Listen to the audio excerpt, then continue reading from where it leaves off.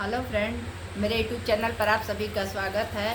और हम आप लोगों के लिए प्रार्थना करती हूँ, मंगल करती हूँ कि आप लोग स्वस्थ रहें, मस्त रहें और अपना ख्याल रखिएगा। और मेरे गाना पर भी थोड़ा फोकस करिएगा। आप लोग सुनिएगा समय निकाल करके। बहुत एक प्यारा सा विवाह गीत लेकर आई हूँ, आप लोग सुनिएगा और चैनल लाइक सब्सक्राइब करिएगा। जय माता जी।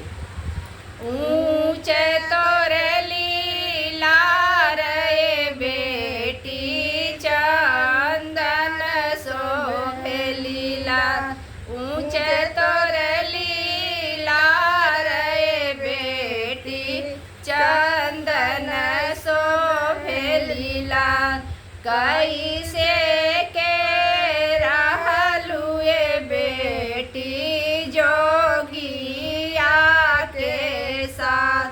कैसे के तू रहलू ए बेटी जोगिया के साथ। तब बियाहलू ए अम्मा जोगिया के साथ।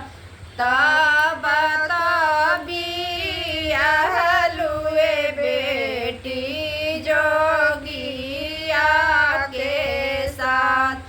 अब का तू पूछे अम्मा बेटी कुशलत।